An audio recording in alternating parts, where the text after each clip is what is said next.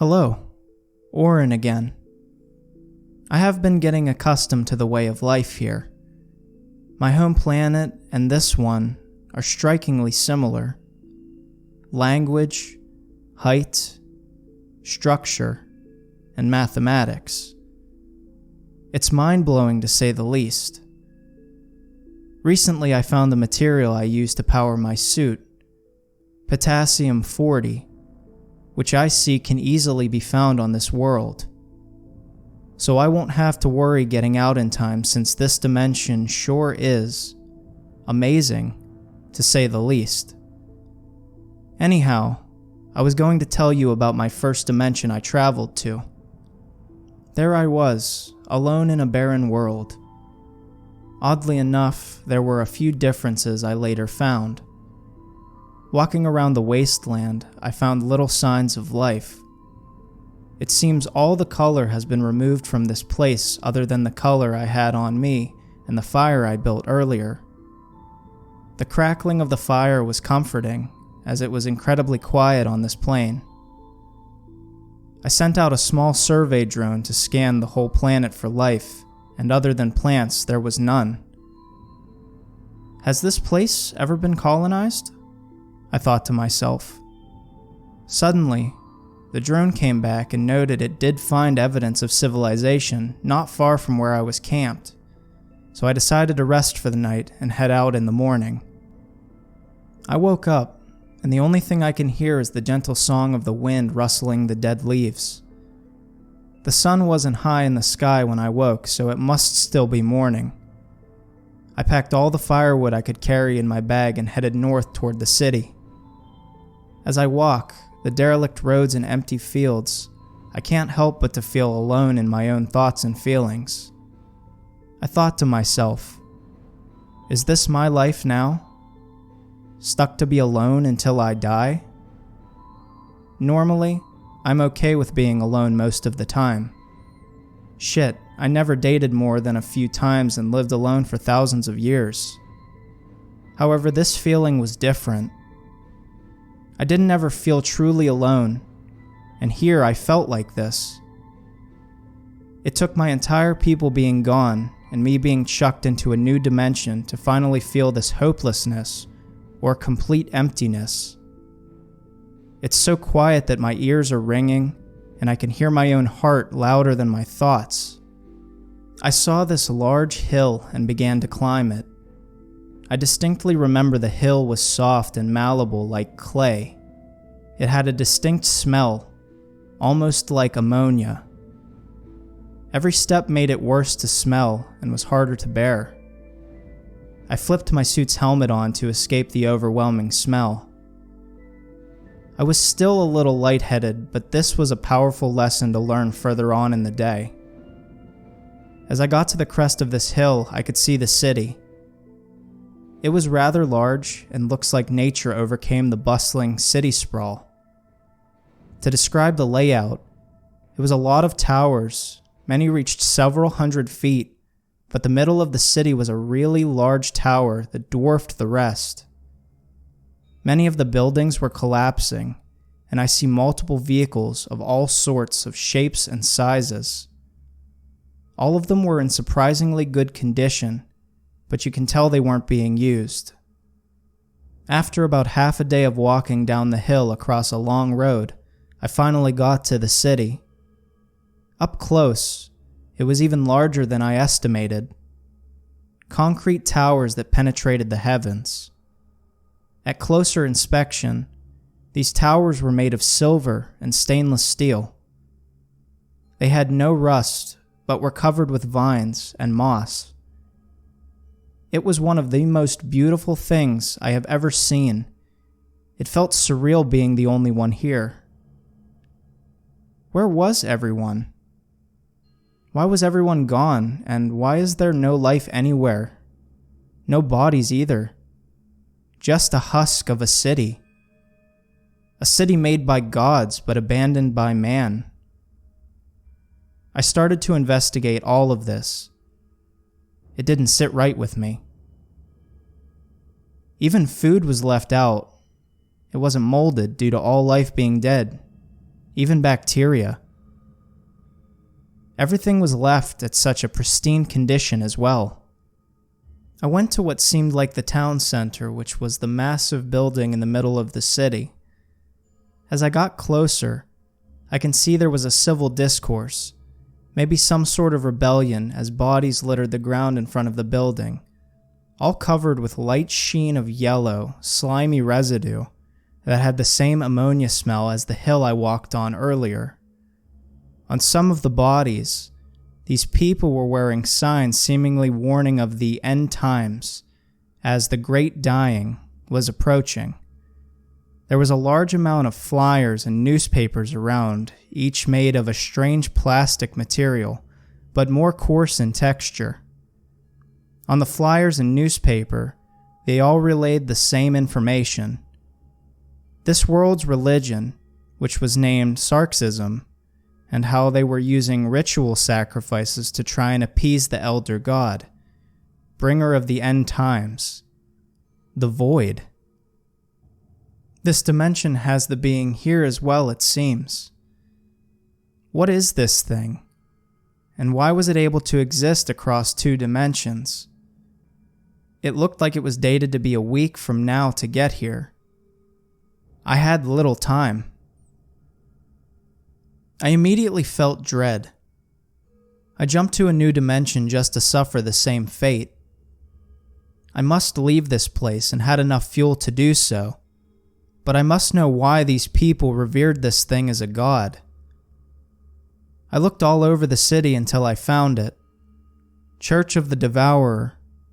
This has to be it, I said to myself. Approaching the door, it was made of wood, and the building seemed to be entirely concrete, which was weird based on the architecture of the entire city, as it was way more modern and advanced. Ignoring that, I pushed the door open. Well, I tried. It was stuck on what looked to be a mass of bodies, all covered in the same slime as earlier. I walked around and found a broken-out window and climbed through. As I stumbled through, rather clumsily, I see it in full display. Bodies hung from the rafters, stripped of their flesh, and were exsanguinated and eviscerated. The people by the door were all stripped naked, and on closer inspection, they were all stitched together like some visceral meat pile. I was sick to my stomach and puked on the floor, nearly passing out. I turned away and got my composure. Why were they doing this? Was this thing a god they didn't please? I looked to the main stage at the pew and found the religious text. All things that live belong to the great Devourer. We sacrifice our loved ones to him, so they may in turn be a part of him, saving them from eternal suffering in the elder god's gullet. Oceans of acid and air of fire is all that exists. But if we give our bodies, minds, and souls to the great Devourer, we will be spared eternal pain. As I looked further, I see writing saying how the government was vilifying these religious zealots and outlawed their religion. I read the head priest's notes on his speech of this day. We will burn the city to the ground. As I looked further, I found writing saying how the government was vilifying these religious zealots and outlawed their religion. I read the head priest's notes on his speech of this day. We will burn the city to the ground. We will round all the politicians and offer them up as sacrifices for him. He demands we take over and lead this city to ruin, as it committed the greatest sin, denial of his love. These whack jobs legitimately thought this was the best way to go. I put the notes in my pocket and see these people had no answers to it. Just knew he was coming and they couldn't stop it. I look further at the pew and notice a small button. I pressed it, and the wall behind me began to split open, revealing a secret room. I used my drone to scan for possible signs of life. In the room first, and nothing came back. As I got to the room, I felt shivers run up my spine. Every fiber of my being was telling me nothing good will come of this. I rejected the feeling and shook my head. I am a man of facts and science. I opened the door slowly, and what I saw was absolutely terrifying. It was a large mural of the great Devourer, made entirely of human body parts and painted with blood. Under the mural was a bed, with what I assume was the pastor dead. I found his personal journal. We were blessed today. Outside the town in the hill that smells of death, we found our greatest weapon. A poison so strong, if we ventilate it throughout the city, then everyone would be able to be saved and embrace his love. Tonight my scribes have gotten plenty of the substance we need. Tomorrow, we storm the capital and take all the leaders and bring them back here. I will make a mural out of their flesh. I will destroy their bodies as the ultimate sacrifice for the elder god. All of them will pay for not following. Women, men, and children. It matters not. All that matters is his love. After doing further research, I found this group. Killed them all with mustard gas. I wanted to find more, so I looked around hoping to find any semblance of hope or a way to beat this thing. I looked through the nightstands and dresser. I was checking the bed, when next to it was a very loose floorboard. It was odd, so I decided to pull it up. Inside the small hole in the floor was a book, explaining in detail all they know of the beast. Turns out the priest didn't believe his own teachings and was terrified. The praying seemed to make it stronger and faster. An excerpt of the page goes as follows. It's been a full year, and I have yet to hear anything coming from it. I keep hearing its groaning through the cosmos and into my brain with each passing day. It's seeming to get stronger. What if this thing isn't the Messiah we are wanting? I can feel it deep down. We are not being saved. We are being judged. And judgment is soon. Hopefully this nightmare ends before it arrives. That was the last note. Seems they have no idea what it is, but looks like religion makes it grow stronger. I found the fuel I need in this lifeless dimension and started the suit up. I keep telling you about the suit. It seems mystical and can do anything, which is partially true. The suit itself is an anagram for sentient, utility, and integration technology. It is sentient, as the name says, and helps with vitals, reconnaissance, and safety. All integrated in a light material that translates the local language and is immune to kinetic-based damage. Roughly how Earth's Kevlar works, but it can think on its own and stop firepower by an order of magnitude more. It's a great tool for survival, and is the only reason I am alive today. And yes, it does come with a built-in waste disposal. Now that you know what it can do, we can move on. During my time on the lifeless planet I was on, I searched the city and where the king of the city would be. A large building covered in dead moss and vines. The building itself seemed to be made of marble, with a large wooden door that had been badly broken open. I stepped through the small hole that was made and saw a derelict fountain and bodies all around it. The fountain was filled with blood, and the air had a smell of rusty metal and stagnant water. These bodies were completely exsanguinated. They had tubes that ran from a small incision in their neck roughly where the carotid artery would be into the fountain. This must have been one of the sacrifices. I felt a general unease, because as I looked more into this incident, the more evidence I found of ritualistic sacrifice. They were not only drained, but I can smell the ammonia on them. They were pumped full of chemicals to replace their blood. I couldn't be around them anymore, so I left to climb the gold-plated stairs and walk into the hallway of the king's quarters. The sight was horrific. In the hallway, I found more instances of sacrifice. What looks to be armed guards were strung up by their Achilles tendon, and they were dressed much like an animal. They had been completely degloved. No blood stained the floor, leading me to believe they were killed at another location. If this was what just happened to the guards, I can't imagine what happened to the king. I walked around the corner of the hall before opening the door to the king's quarters. I had to compose myself. This is the worst possible situation they could be in, and the worst for me. However, my thirst of knowledge and revenge drives me forward, so I opened the door. When the door swung open, I was hit with the instant smell of sweet flowers, much like the honeysuckles you have on this planet.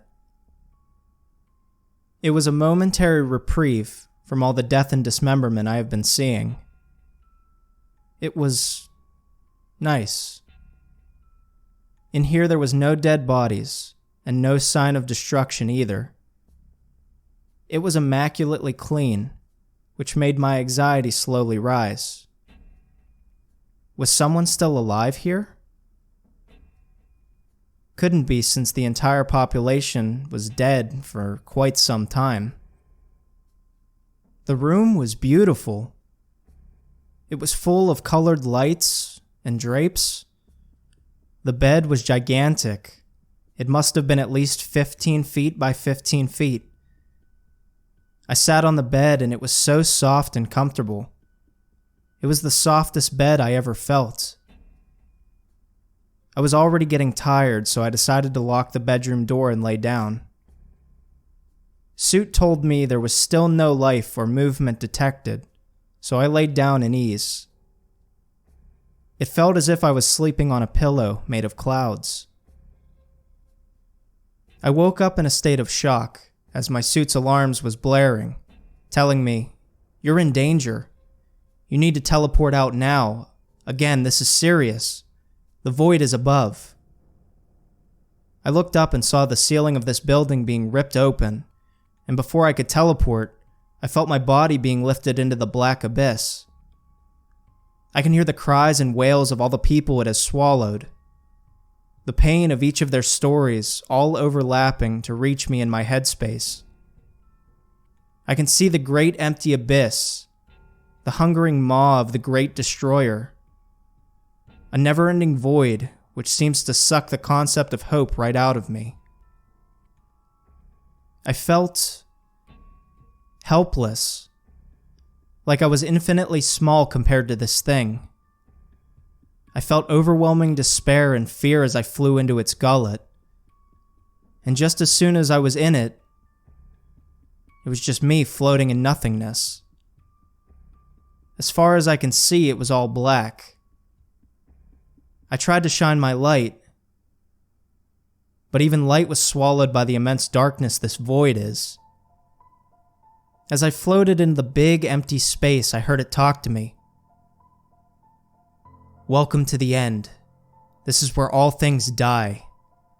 Life, love, happiness are all constructs of the mind, and all get swallowed by me." I thought to myself, how am I not dead?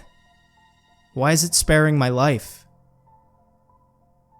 It shook a lot and sounded like a deep chuckle.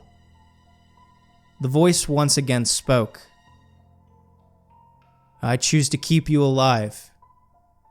You will be my herald, the harbinger. There is no stopping me. There is no running away. I supersede everything. All concepts and creation is nothing but a page in a book to me. Listen carefully. I am the Alpha and Omega, the beginning and end. Nothing is above or below me, as I am all things. I started to get dizzy and shouted at the beast. I will stop this. I will stop you. It was then I woke up from a deep sleep. Cold sweat dripped from my brow, and I felt out of breath. Suit was telling me, "Your heart rate was nearly 200 BPM. Are you okay now?" I thought for a second and looked around and thought how real it all felt. I can't believe what I went through. Was this all a dream or a revelation? No. It must have been a dream, I thought to myself. I am a man of science, and there is no God. No kings, only men. I stood up off the bed and walked toward a quite large bookshelf. I don't know what I was searching for, but it seems I found the right book. It was called Revelations. As I pulled on the book, a mechanism started to turn it around. I stepped back quickly, as it was rather startling. Like a bookcase secret door that's rather cliché, but I never expected it, so I'm assuming it did its job. Suit. Analysis. Suit whirled for a second and said, "One life form detected. Non-hostile medical diagnosis shows it is in a coma." Strange. The one surviving thing in this whole planet is this thing in a coma. I used my built-in light to illuminate the dark room. In the back, in a metallic pod, was a person. The person was rather old and looked to be kept on an artificial life source. Next to the pod was a message on a computer. "My name is Ozymandias, King of Kings. Look on my works, ye mighty, and despair. Nothing beside remains. Round the decay of that colossal wreck, boundless and bare, the lone and level sands stretch far away." Bish Shelley. Something to learn about this dimensional travel is many literary phrases are common ground. It makes no sense he should know this, but I digress. In a note underneath the poem was him saying, "I caused the great collapse, the rise and fall of the government, and the rise of the religious zealots. It was all foretold in my nightmares. Death awaits us all, but I feel I deserve something worse than death. I deserve to suffer in my own mindscape for all eternity. I am the last surviving ley line on this planet, and I will suffer for my transgressions. Void, take me." Its name was directly mentioned here. I was startled to say the least. My empathy was kicking in as I felt rage for all those lost souls, all of those deaths perpetrated by this man. All the agony and fear of the entire race was screaming to kill him. But no, it was too good for him to die now. He wanted to suffer, so let him. With my knowledge of this world, I decided to leave. The rest was all I've read and heard before. The new dimension awaits. I look into the sky toward the void one last time, raised my hand and said, "Fuck you," as Suit transported me to another reality. This one was filled with life, and the air was clean. But this is a story for another time. I appreciate all the kind words. It's not easy integrating into a functional society as large as this one. I will have the next part out soon. Suit and I will be making sure those stalking men stay away. Be safe out there. Auren, Dat.